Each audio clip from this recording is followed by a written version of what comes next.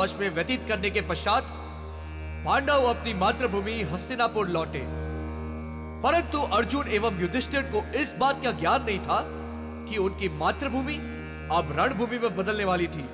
उनके अनुज दुर्योधन तथा दुशासन के हृदय एवं दिमाग पर दुष्टता के भयंकर मेघ छाए हुए थे।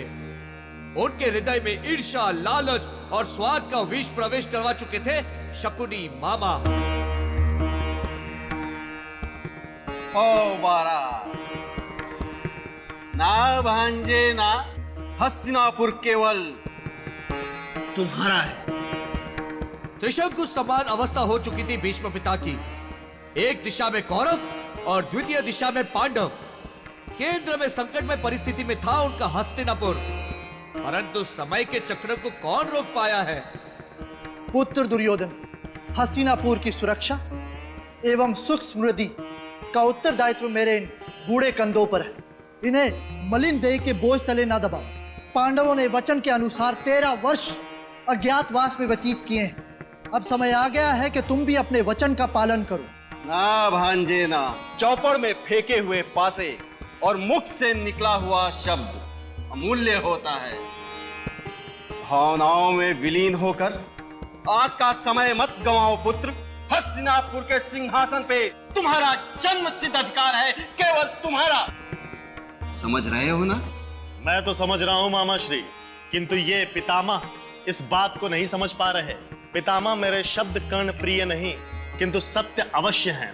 अर्जुन, हस्तिनापुर का सिंहासन तो दूर, हस्तिनापुर की मिट्टी पर भी तुम पांडवों का कोई अधिकार नहीं। दुर्योधन, हस्तिनापुर पर केवल पांडवों का अधिकार है, केवल पांडवों का। पौ बारा, पितामह अपने प्रिय अर्जुन को स्मरण करा दें। 13 वर्ष पूर्व चौपड़ की बाजी में हस्तिनापुर तो क्या, वो अपनी धर्म पत्नी को भी हार चुके थे। अपने ज्येष्ठ भ्राता की जंघा पर आसन ग्रहण कराने के लिए जब द्रौपदी को केश से खींचकर इस राज दरबार में लाया गया था, उस क्षण भिक्षुक जैसी अवस्था थी आप लोगों की। ऐसा व्यतीत होता है कि वो क्षण आपके चित्त से उतर गए। दुर्योधन, तुम तो ऐसे कठोर हृदय के नाते ये अवश्य किसी मलिन विचारधारा वाले व्यक्ति की संगत का असर है। तुम दोनों मेरे अनुज हो, प्रिय हो मेरे। आपस में बैर करना उचित ना होगा। मैं हाथ जोड़कर यह विनती करता हूं कि हस्तिनापुर के 5 गांव हमें सुपुर्द कर दो। आप हमारे ज्येष्ठ भ्राता हैं, इसलिए मैं आपसे अनुरोध करता हूं कि अगले 5 क्षणों में अपने पांव को बाहर की दिशा में ले जाइए, अन्यथा पांडवों के मृत्यु के उपरांत 5 अर्थी भी प्राप्त ना होगी आपको। दुर्योधन!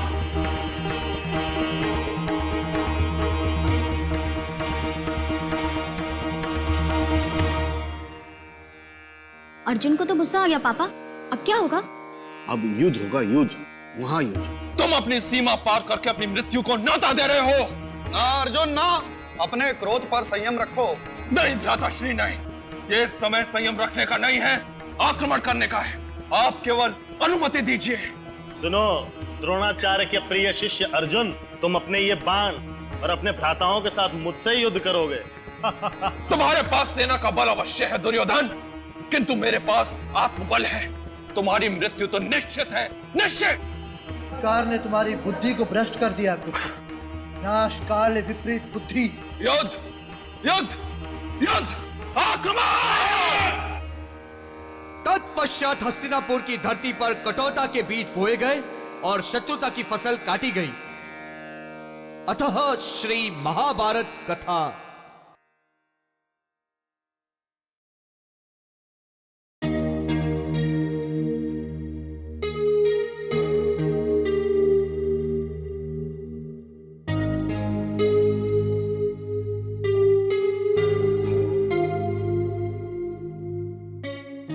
पापा, बात कर ही लेते हैं। हाँ चलो, जैसी तुम्हारी मर्जी। आखिरी शादी तो तुम्हारी है ना।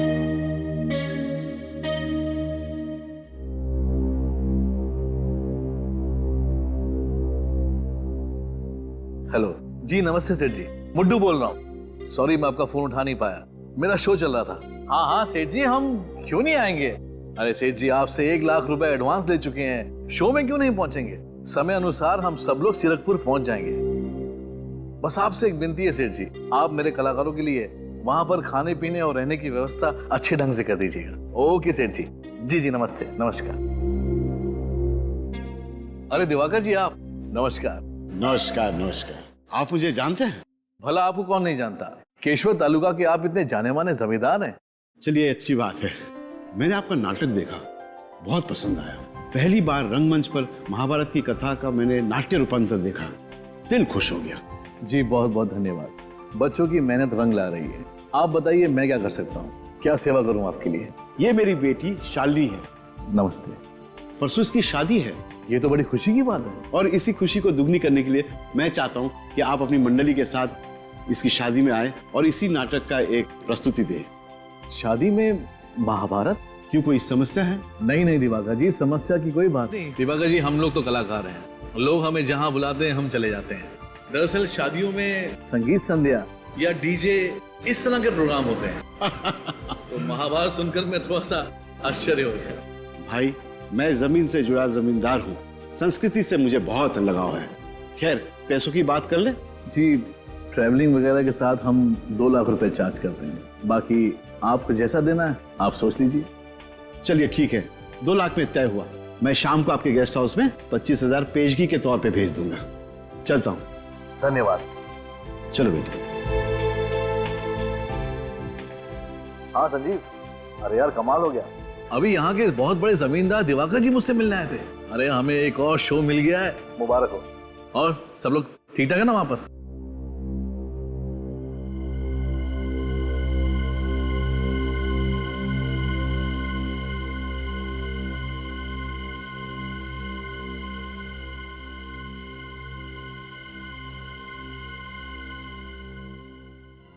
देखो, मैं तुमसे पहले भी कह चुका हूं और फिर से कह रहा हूं, ये सब काम अब मुझसे नहीं होगा। और आज रात को ही मैं यहां से वापस जा रहा हूं। मुझे रोकने की कोशिश मत करना, वरना मैं तुम्हारी पूरी पोल खोल दूंगा। चाहे उसके बाद मुझे सजा क्यों न भुगतनी पड़े, मैं तैयार हूं। समझे? समझ गया। तुम्हारे जैसे होनहार कलाकार को मैं खोना तो नहीं चाहता, मगर क्या करूं, जाने वाले को कौन रोक सका है। मतलब क्या तुम्हारा? दुर्योधन का वध वैसे तो भीम ने किया था, मगर अफसोस ये काम अब मुझे करना पड़ रहा है। पिता के लाश ठिकाने लगा दो।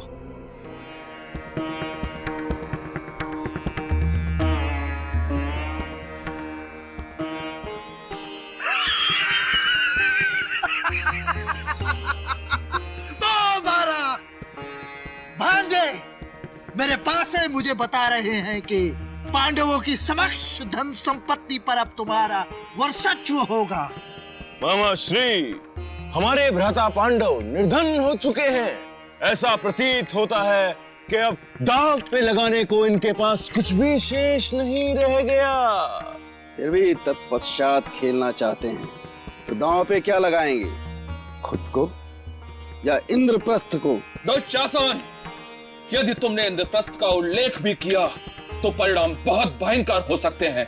बल का प्रयोग हम भी भली भांति जानते हैं अर्जुन। शांत भांजे शांत, क्रोध केवल बुद्धि को नष्ट कर देता है। पांडव परिस्थिति वश विचलित हो गए हैं, इन्हें क्षमा कर दो। युधिष्ठिर पुत्र, यदि तुम चौपड़ के खेल को छोड़कर जाना चाहो तो तुम अवश्य जा सकते हो, किंतु यदि तुम हारे हुए राजपाट को पुनः प्राप्त करना चाहते हो तो तुम इंद्रप्रस्थ को दांव पर लगा सकते हो। एक दावा पुनः राजपाट तुम्हारा पांडवों का हो जाएगा। नहीं भ्राता श्री, नहीं, इंद्रप्रस्थ को हम कदापि दांव पर नहीं लगा सकते। हमारे पास कोई और विकल्प है भी नहीं अनुज। हमारे अधिकार और संपत्ति पर पुनः अधिकार प्राप्त करने के लिए एक दाव और खेलना होगा। चौपड़ का यह खेल पुनः आरंभ किया जाए। इस बार दाव पर क्या लगाओगे पुत्र युधिष्ठिर? दाव पे मैं इंद्रप्रस्थ लगाता हूँ।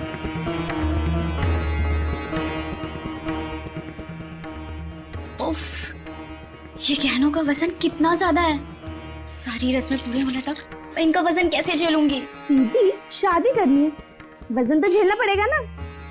और वैसे भी आज एक ही दिन की तो बात है।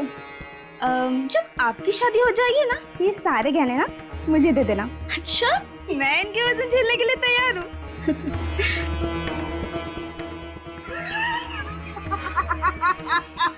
तो बारा हम जीते पाएंगे। इंद्रप्रस्थ भी गया, अब दांव पे क्या लगाएंगे भ्राता से? द्रौपदी को। दुशासन!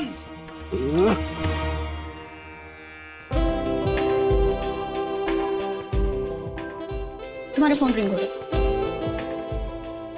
हेलो केटरर, हाँ तुम वही रुको, मैं अभी आती हूँ। दीदी कमरे से बाहर मत निकलना, मैं अभी आती हूँ। ठीक है, मगर जल्दी आना। हाँ हाँ हाँ। हेलो।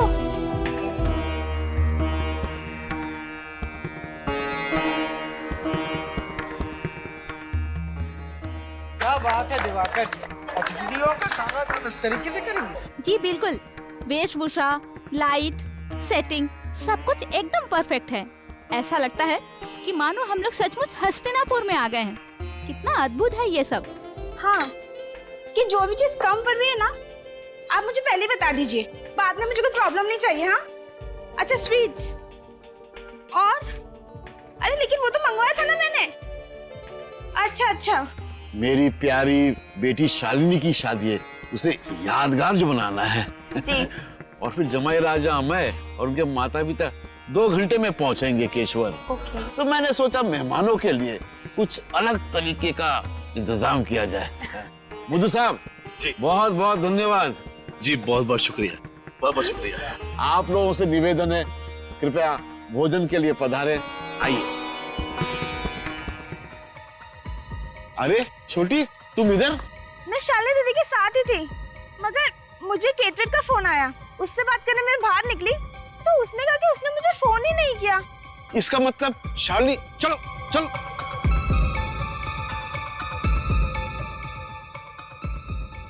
चलो चलो देखते हैं कहीं कुछ हो तो नहीं गया। शालिनी,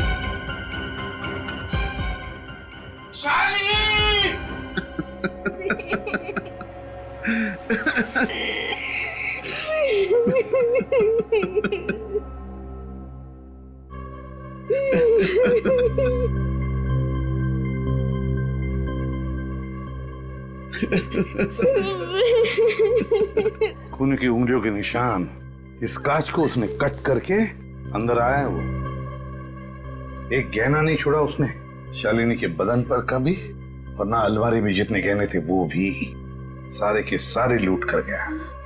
सर खूनी पूरी प्लानिंग के साथ आया था।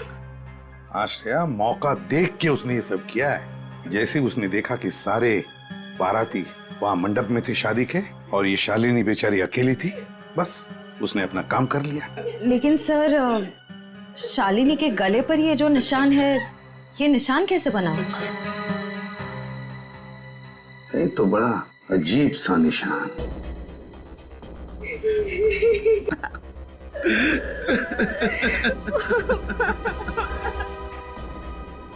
बेटा, तुमने ही अपनी दीदी को आखिरी बार जिंदा देखा ना, और उसकी लाश भी। उसको पैसे और गहने चाहिए था तो मुझसे मांग लेता, मेरी जान ले लेता था। मेरी मासूम बच्ची को क्यों मार डाला? मेरी बेटी ने उस खूनी का क्या बिगाड़ा था? दिवाकर जी, मैं आपसे वादा करता हूँ कि जिसने भी ये किया है ना, उसे हम ढूंढ निकालेंगे, छोड़ेंगे नहीं उसे, कड़ी से कड़ी सजा दिलाएंगे।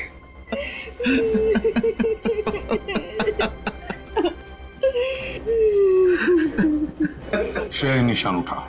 लेकिन सर एक बात समझ में नहीं आ रही है। क्या? ना कोई हाथापाई हुई, ना किसी हथियार का इस्तेमाल किया गया, फिर शालिनी के गले पर ये निशान कैसे बना? ये निशान कैसा, ये साळुंके बताएगा, और साळुंके ये भी बताएगा कि शालिनी की मौत हुई कैसे। इसकी शादी की सारी वीडियो फुटेज देखते हैं, सारी की सारी वीडियो फुटेज।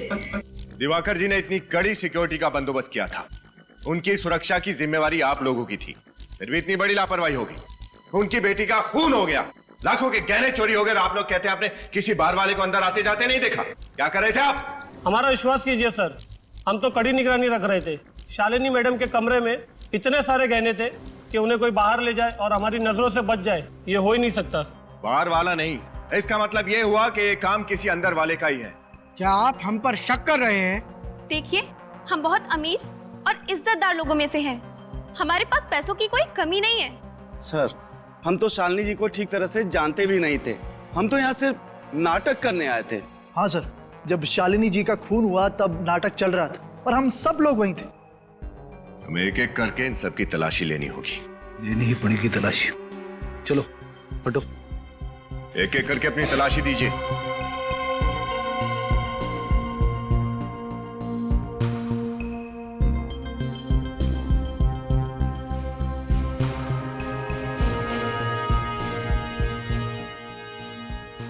हाथ नीचे, सीधे खड़े हो। पर्स दिखाइए।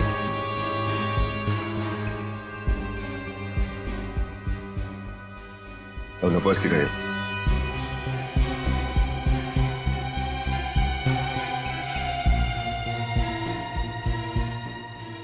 किसी के पास भी कुछ नहीं है। ये गहने गए कहाँ? शालिनी का खून किसने किया? मामला उलझता ही जा रहा है। सीआईडी वाले तहकीकात करने आए हुए हैं। अब सुबह तक यही इंतजार करना होगा। खतरा है, लेकिन कोई ना कोई रास्ता तो होगा। वक्त निकलता जा रहा है। श्रेया, शुरू करो। सब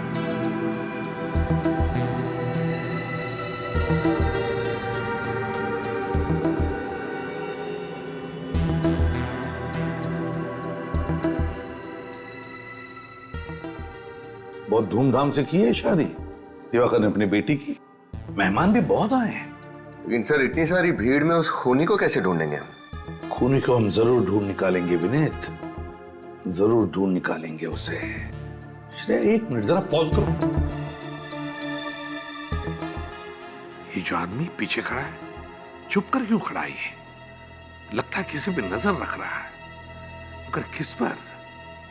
कौन हो सकता है ये? है कौन ये कलाकार? सर, जब हम सभी कलाकारों से पूछताछ कर रहे थे तब ये वहां पे नहीं था। वहां पे नहीं था ये? नहीं सर। श्रेया, काम करो, इन दोनों लोगों के वीडियो में से फोटो बना लो। जरूर इन दोनों का कोई ना कोई कनेक्शन है चोरी और खून में। लेकिन जिसने भी ये गहने चुराए हैं, लेकर कहां गया होगा वो गहनों को? शादी में इतनी टाइट सिक्योरिटी थी, उसे तो पता ही होगा सिक्योरिटी के बारे में। सर, कहीं सख्त पहरे की वजह से उसने वो गहने वहीं कहीं तो नहीं छिपा दिए जहां पर ये शादी हो रही थी? ये बात तो है सर। अगर वो गहने चुरा कर भागने की कोशिश करता तो पकड़ा जाता। लेकिन सर, हमने उस जगह का चप्पा चप्पा छान मारा था। गहने तो कहीं नहीं मिले थे और हमारा कांस्टेबल भी तो है वहां पर। एग्जैक्टली, हमारा कांस्टेबल भी तो था उधर। तो फिर कहां छुपा के रखे होंगे? मुझे नहीं लगता उसने शादी के मंडप में वो गहने छुपा के रखे हैं। मुझे तो लगता है उसने गहने घर के बाहर छुपाए हैं, जमीन के नीचे। आसान के बोल। पता चल गया कैसे मौत हुई लड़की की? देखिए मद्दू साहब, हम सब यहाँ केवल अपने शौक के लिए काम नहीं करते, अपना पेट पालने के लिए भी काम करते हैं। अगर आपने हमें हमारे पैसे नहीं दिए ना, तो हम सीरकपुर जाकर शो नहीं कर पाएंगे। अरे मेरे भाई केतन, तुम इतना गुस्सा क्यों हो रहे हो? और अगर तुम सीरकपुर नहीं आए तो फिर युधिष्ठिर का किरदार कौन करेगा? आप निभा लीजिए ना सर। युधिष्ठिर, भीम, अर्जुन, नकुल, सहदेव, सब आप निभा लीजिए सर। ये तुम क्या कह रहे हो? देखिए सर, बिन आहार कलाकार बेकार, हमसे नहीं हो पाएगा सर। हमें हमारे पैसे दे दीजिए। क्यों? हाँ, तुम सभी अच्छी तरह से जानते हो कि अभी हाल ही में दिवाकर जी की बेटी की मौत हुई है, और ऐसे हालातों में मैं उनसे पैसे कैसे मांग सकता हूँ? कैसे मांग सकता हूँ मतलब? हमें क्या पता कैसे मांगे सर। सर देखिए, हम मुफ्त में काम नहीं कर पाएंगे। हम भी नहीं करेंगे। अगर ऐसे ही चलता रहा ना सर, तो ये मंडली यही टूट जाएगी। मैं भी छोड़ के चला जाऊंगा। हम सब छोड़ देंगे। हम भी छोड़ देंगे। कमाल करते हैं आप लोग। ऐसे कैसे मंडली छोड़ने की धमकी दे रहे हैं आप, जबकि आप सब ने मुझसे 25 शो करने का वादा किया था। 25 शो करने का। संजीव, समझाओ यार। आपने भी तो इस नाटक के खत्म होने के बाद में हमें पूरे पैसे देने का वादा किया था ना मुद्दू साहब। जिया, केतन, मुद्दू साहब पे क्यों इतना दबाव डाल रहे हो तुम लोग? पैसे चाहिए ना आप लोगों को? हाँ। सीरतपुर के शो के बाद मिल जाएंगे पैसे। तब तक मंडली छोड़ने की बात कोई नहीं करेगा, समझे? सर देखिए, आप सीनियर हैं, आप जो बोलेंगे मानेंगे हम। लेकिन सर, सीरकपुर के शो के बाद हमें हमारे पैसे दे दीजिएगा।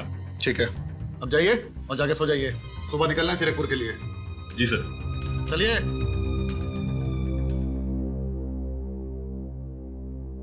थैंक यू संजीव, ये सब लोग सिर्फ तुम्हारी बात सुनते हैं। आज के बाद तुम ही इन सबको संभालो। और हाँ, उस दिनेश को भी पता नहीं बिना बताए वो कहाँ गायब हो गया। कोशिश कर रहा हूं मैं। जाओ तुम भी सो जाओ। Good night.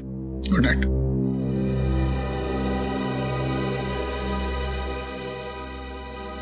रोहन, कहाँ जा रहे हो? कहीं नहीं सर, बस वो एक बहुत जरूरी काम मुझे याद आ गया था, उसे खत्म करके आता हूँ। सब ठीक तो है ना? हाँ सर, सब ठीक है, कोई टेंशन नहीं है, मैं अभी आता हूँ। हाँ? और हाँ, जल्दी आना। हाँ हाँ सर।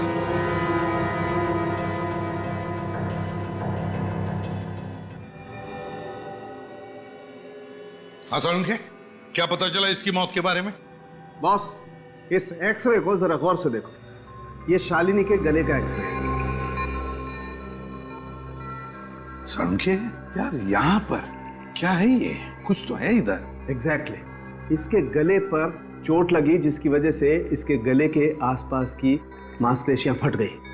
सर, सिर्फ गला घुटने की वजह से किसी इंसान की ऐसी हालत हो सकती है? नहीं, सिर्फ गला घोटने की वजह से नहीं, कुछ और ही चक्कर है ना? बिल्कुल बॉस, इसके गले पर एक हल्की सी चोट का निशान है। इसी जगह पर इसके कंठ पर खूनी ने वार किया, जिसकी वजह से इसकी नस दब गई और कुछ ही सेकंड में इसकी मौत हो गई। तो क्या सर खूनी ने इसके गले पर मुक्का मारा या किसी भारी चीज से वार किया? नहीं श्रेया, अगर खूनी ने इसके गले पर किसी भारी चीज से या किसी नुकीली चीज से वार किया होता बॉस, तो इसका गला बुरी तरह से कट जाता, बहुत बड़ा जख्म बन जाता। लेकिन यहाँ इसके गले पर तो ऐसा कुछ नहीं है। सोलंकी, अब पहेलियां बुझाना बंद कर और बता क्या हुआ है। ठीक, बताता हूँ क्या हुआ। ये रूमाल, इस रूमाल की वजह से इस शालिनी की मौत हुई है। रुमाल से? हाँ सर, रुमाल से कैसे किसी का खून हो सकता है? मैं बताता हूँ कैसे हो सकती है। इस रूमाल पे मैंने पत्थर रख दिया और इसे ऐसे बंद करके जोर से घुमाया। इतनी जोर से घुमाया कि इसके अंदर की चीज सीधी जाकर के सामने वाले के कंठ पर लगी। इतनी जोर से कि उसके गले की नस दब गई।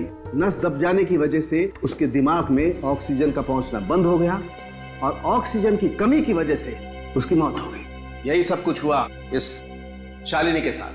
बस ये एक बहुत पुरानी तरकीब है जिसका इस्तेमाल चोर किया करते थे किसी की हत्या करने के लिए।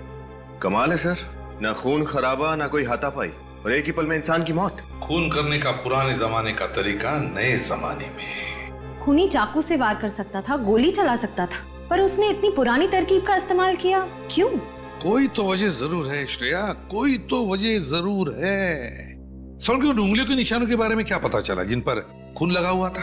एक मिनट। हाँ बॉस, ये जो निशान है दरअसल ये खून नहीं है। खून के निशान नहीं है? नहीं। मतलब? ये सिंदूर है।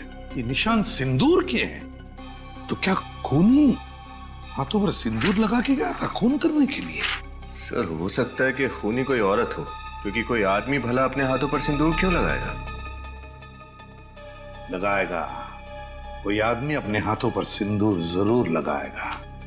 याद करो वो वीडियो, शालिनी की शादी का वीडियो। दुशासन! याद आया विनीत? शालिनी की शादी की वीडियो में एक नाटक चल रहा था, महाभारत का नाटक, और उस नाटक के एक कलाकार के हाथ में सिंदूर लगा हुआ था। सिंदूर। तो कहीं ये खून उस सिंदूर वाले कलाकार ने तो नहीं किया? ढूंढना पड़ेगा इस सिंदूर वाले कलाकार को।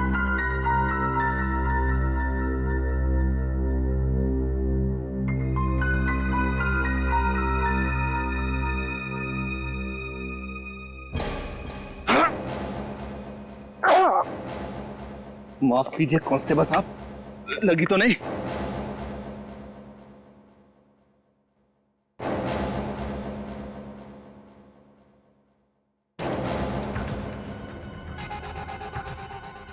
सीआईडी के यहाँ पहुंचने से पहले मुझे अपना काम खत्म करके जल्दी यहां से निकलना होगा। ये रहा।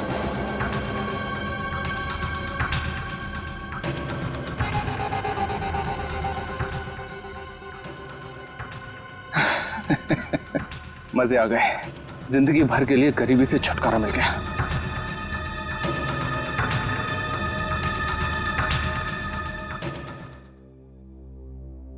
जैसे यहाँ रखते भाई अलीना, हाँ सब तैयार है? हाँ सब तैयार है।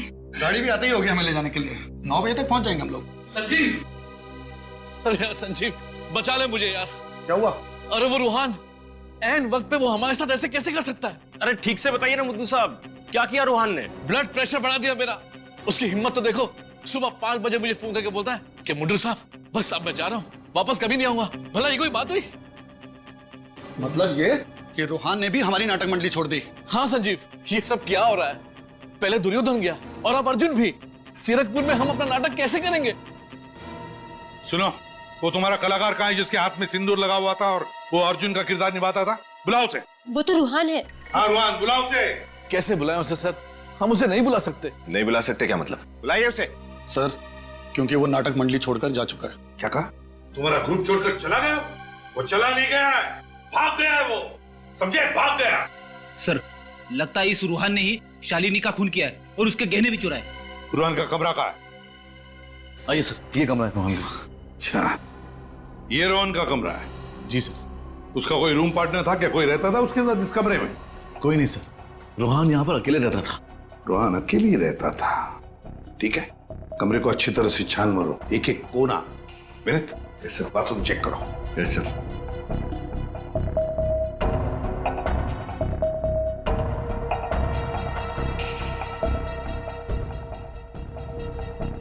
सर। हाँ क्या है विनीत? ये देखिए सर, मिट्टी।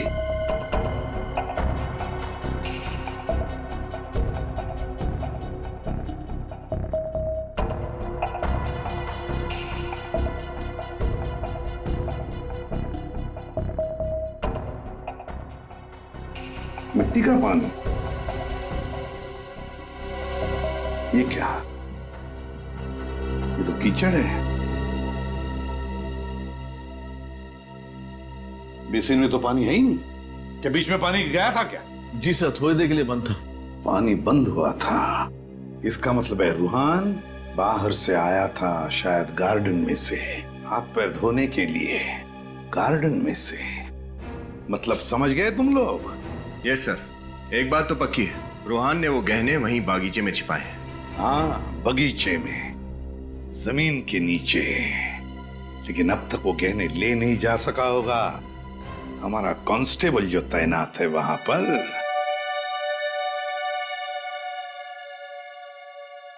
माय गॉड, देखो इसकी नब्ज चालू है क्या?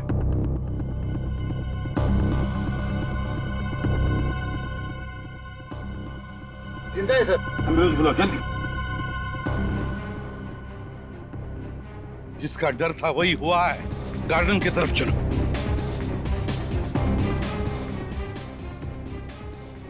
देखो कहीं पर कुछ गड़बड़ लगती है क्या?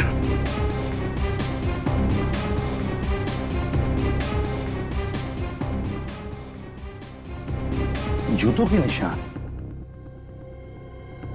ये क्या? यहां भी है। ये देखो इस तरफ जा रहे हैं। ये देखो, देखा? वहां पर मिट्टी खुदी हुई है। अब देखते हैं।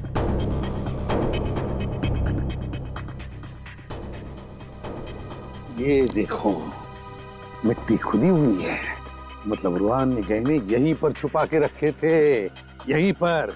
फिर गहने उठाए और भाग गया, हमारे कांस्टेबल को बेहोश करके। वो देखो क्या चमक रहा है, जरा देखो श्रेया।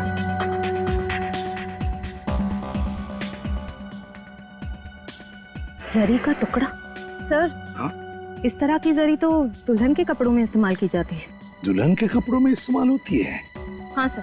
तो फिर इस रूहान ने वो गहने दुल्हन के कपड़े में ही लपेट कर रखे थे यहाँ इस गड्ढे में तो शालिनी को रूहान ने ही मारा है। सीरकपुर, और ये रहा हमारा डाक बंगला। आ जाओ भाई सब लोग।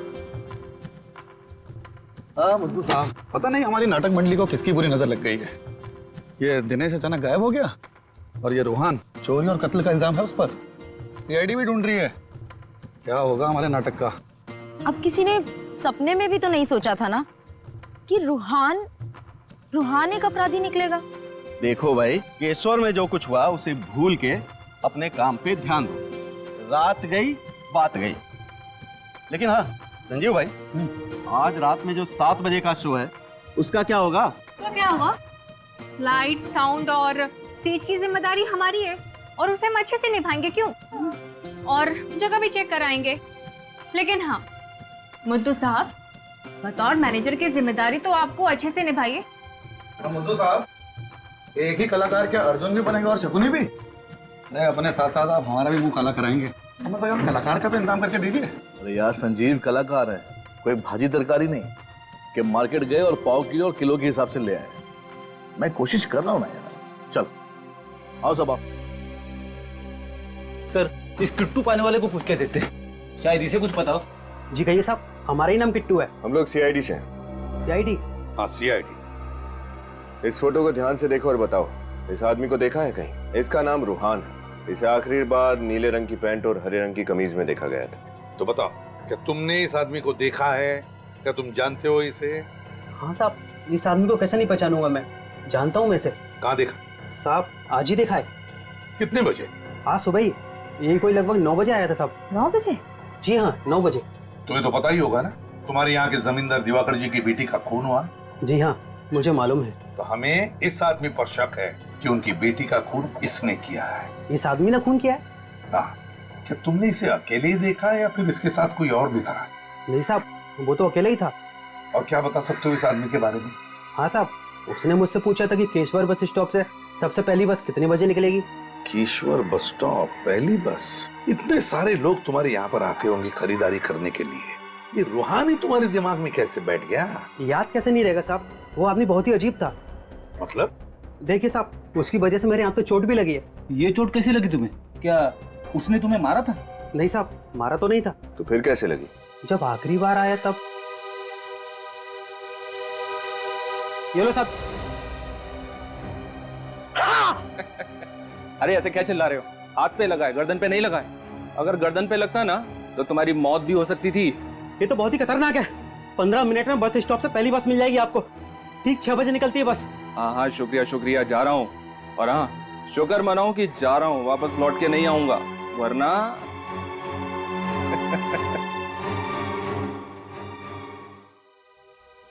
रुमाल में पत्थर बांधकर रुमाल घुमाता था। यही है हमारा आदमी, यही है। Thank you. सर, कहीं रूहान सारे गहने उस काले बैग में रखकर भाग तो नहीं गया? सारे गहने लेकर भाग गया है वो, मगर शहर की तरफ उन गहने बेचने के लिए। दया, कलाभवन नाटक मंडली के एक कलाकार पर शक है मुझे।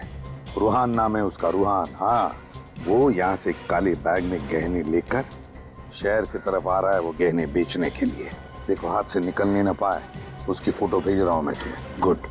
और अभिजीत से कहना इस कलाभवन नाटक मंडली का पूरा इतिहास निकालने के लिए, पूरा इतिहास, सिर्फ रूहान पर नहीं, इस नाटक मंडली के सारे कलाकारों पर शक है मुझे। Okay? Keshwar bus stop, let's go. Sir, ये जीवराम जी हैं, ये नचिकेत जी।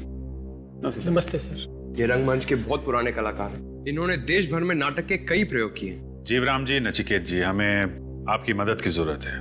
अगर हम सीआईडी के कुछ काम आ सके तो ये हमारा सौभाग्य होगा। पंकज,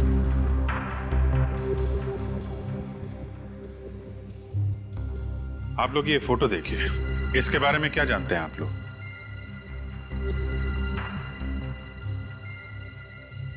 क्या बात है, इस फोटो को देख के आपके चेहरे के हाव भाव कुछ बदल गए? आप लोगों के चेहरे देखकर ऐसा लग रहा है कि आप इस नाटक मंडली के बारे में कोई गहरा राज जानते हैं। बताइए, क्या जानते हैं आप? जी, कला भवन रंगमंच की बहुत पुरानी संस्था है। ये तो हम भी जानते हैं जीवराम जी, आप हमें ये बताइए कि आप ऐसा क्या जानते हैं इस मंडली के बारे में जिसे देख के आपके चेहरे का रंग उड़ गया। सर, हमारे नाट्य जगत का सुहाना काल चल रहा था, तब इस कला भवन के कलाकारों ने उस पर ग्रहण लगा दिया। कलाकारों ने ग्रहण लगा दिया? वो कैसे? जी, कलाकारों के रूप में बहरूपिये थे, बहरूपिये। कलाकारों के बेस में ये चोरों की टोली थी। ये क्या कह रहे हैं आप? कला भवन के कलाकार चोर थे? जी साहब। अच्छा, ये लोग सिर्फ छोटे शहरों में ही अपने शिकार करते थे या फिर बड़े शहरों में भी जाते थे? सर, सिर्फ छोटे शहरों में। और उनकी एक खासियत थी, वो नींद में लोगों का खून करते थे और उनके जेवर और पैसे लेकर गायब हो जाते थे। तो फिर ये लोग कभी पकड़े कैसे नहीं गए? पता नहीं साहब, हर बार बच जाते थे। और उस जमाने में ज्यादा पाबंदियां भी तो नहीं थी। उस जमाने में? ये कितने साल पहले की बात कर रहे हैं आप? ये सब 1890 की बात कर रहे हैं। 1890? कला भवन नाट्य संस्था का आरंभ 1890 में हुआ था। तब उसमें सिर्फ 5 लोग थे। धीरे धीरे संख्या बढ़कर 15 की हो गई। कुछ सालों तक चोरी करने के बाद अचानक एक दिन ये टोली गायब हो गई और फिर 1995 में फिर से कुछ कलाकारों ने मिलकर इसी नाम से संस्था शुरू की। लेकिन सर, आप कला भवन के बारे में इतने सारे सवाल क्यों पूछ रहे हैं सर? नचिकेत जी, कला भवन के कलाकारों ने कला भवन की घिनौनी कला फिर से दिखानी शुरू कर दी है। फिर से शुरू कर दी? जी हाँ। कल एक शादी में नाटक के दौरान उन्होंने दुल्हन का खून कर दिया और उसके गहने लूट लिए। आप दोनों एक बात बताइए, कला भवन के इतिहास के बारे में आपको इतनी सारी जानकारी कहाँ से मिली? नाट्य संग्रहालय में से। उसमें सभी जानी मानी संस्थाओं की जानकारी दर्ज की जाती है। दिवाकर जी की बेटी का खून और चोरी का तरीका उन्हें संग्रहालय से मिला होगा। सर, मुझे नहीं लगता ये मुमकिन है। क्यों? सर, क्योंकि वो संग्रहालय तो कई साल पहले बंद हो चुका है। सर, नाट्य संग्रहालय के बंद होने के बावजूद इन अपराधियों को लूटपाट और खून करने के तरीके के बारे में जानकारी कहाँ से हासिल हुई? जानकारी तो कहीं ना कहीं से निकाल ली होगी निखिल, लेकिन मुद्दे की बात यह है कि 1890 में कला भवन के कलाकारों ने खून करना और लूटपाट करना शुरू किया था और उन्हीं से प्रेरणा लेके कला भवन की इस नई टोली के किसी कलाकार ने शालिनी का खून कर दिया है। सुनिए। बोलो भाई। जरा अपनी मुंडी ऊपर करोगे? हम लोग सीआईडी से। इस आदमी को देखिए, क्या इसे आपने देखा है यहाँ बस स्टैंड पे? चेहरा कैसे याद रहेगा साहब? इस काउंटर पर इतने लोग आते हैं, कैसे याद हो सकता है? अच्छा, एक बात बताओ, यहाँ से जितनी भी बसें जाती हैं सुबह 9 बजे, क्या वो वापस लौटी है? देख के बताता हूँ साहब। लॉन्ग रूट की 4 बसों को छोड़कर सारी बसें आ चुकी हैं। ये जो बस आ रही है, क्या वो भी यहाँ से 9 बजे गई थी? हाँ साहब, ये 9 बजे गई थी। एक राउंड पूरा करके अभी आई है। Thank you.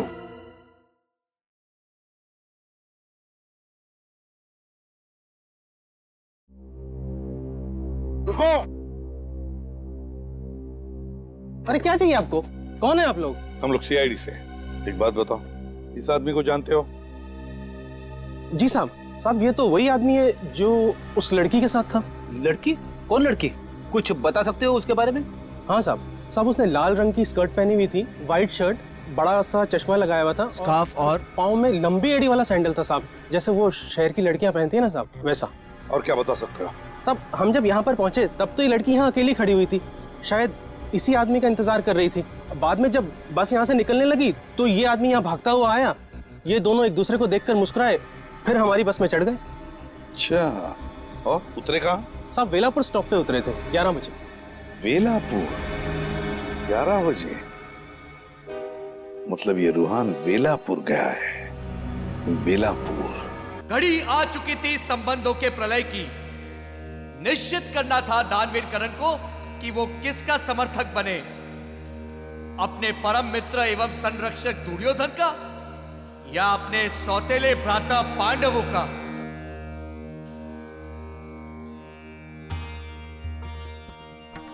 हमारे प्रिय मित्र कर्ण, आप केवल हमारे मित्र ही नहीं, हमारे भ्राता स्वरूप भी हैं। किंतु आज इन परिस्थितियों में हम आपसे एक प्रण की अपेक्षा रखते हैं, मित्रता के बंधन में बद्ध ना करते हुए। यद्यपि आपको कदापि अनुचित लगे तो अवश्य ही हमारे निवेदन को अस्वीकार कर दीजिएगा। प्रण ही नहीं, यदि प्राण भी मांगोगे तो कर्ण के कदम लड़खड़ाएंगे नहीं। सखा दुर्योधन, हमें आभास है कि आपकी मंशा क्या है। मैं सूत पुत्र कर्ण वचनबद्ध होता हूं कि महाभारत के युद्ध में जिस समय तक मेरे शरीर में श्वास रहेगी, शत्रु की तलवार आपके शरीर से रक्त की एक बूंद भी निकाल ना सकेगी।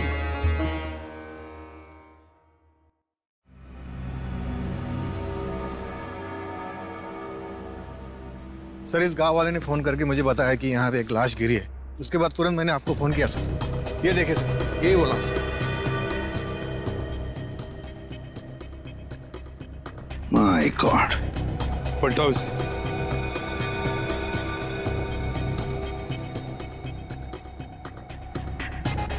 सर, ये तो रूहान है। अरे बैग खोलो।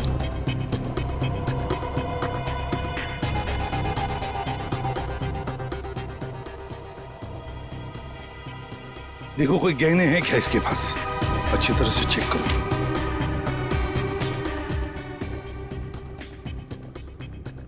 नहीं सर, इसकी जेब में भी कुछ नहीं।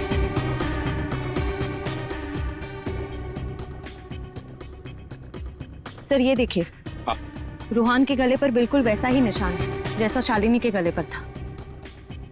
सर, वो काला बैग भी कहीं नजर नहीं आ रहा है। वही तो, काला बैग भी नहीं, गहनों का नामो निशान नहीं।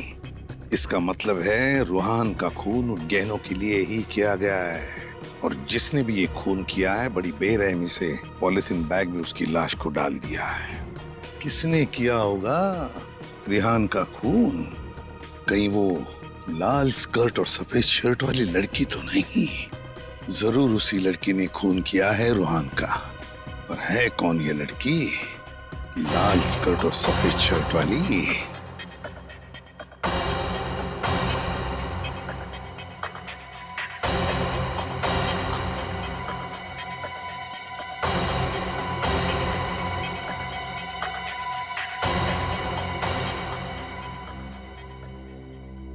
सर।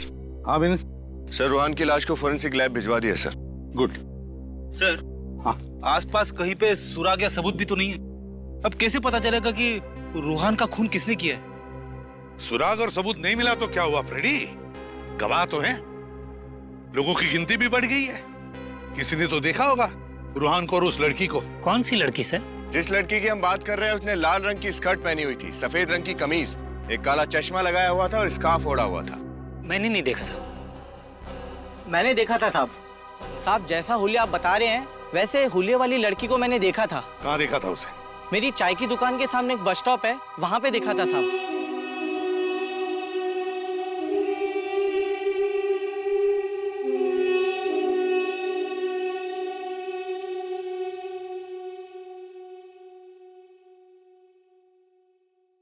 एक फोन करना था।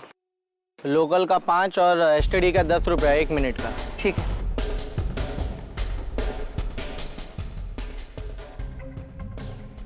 मेम साहब, आपके पास मोबाइल है और आप यहाँ से फोन कर रहे हो? तो अपना काम से काम रखो। हेलो, हाँ मैं बोल रही हूँ। मुझे माल मिल गया, मैं वेला पुल से निकल के 2 घंटे में पहुँच जाऊँगी। ये लो, छुट्टा देने की जरूरत नहीं है। अजीब लड़की है।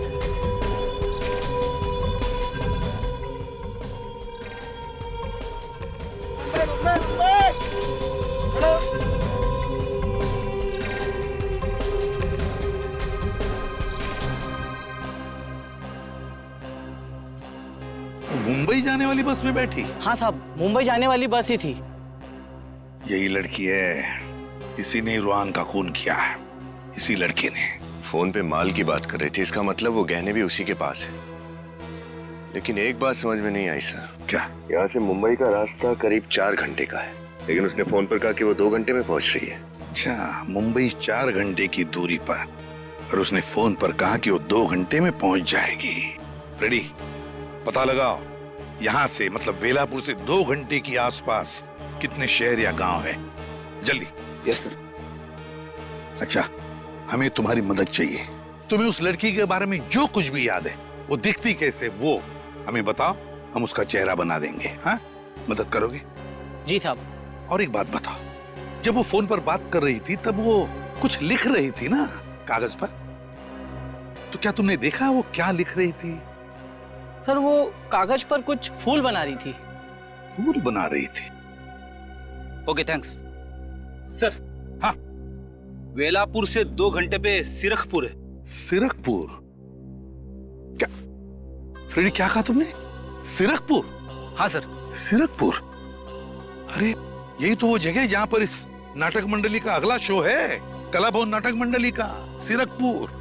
मगर सर, अगर ये लड़की सीरकपुर जाने वाली थी तो उसने मुंबई जाने वाली बस क्यों ली? यही तो, ये लड़की बड़ी खड़बड़ है, बड़ी चालाक है।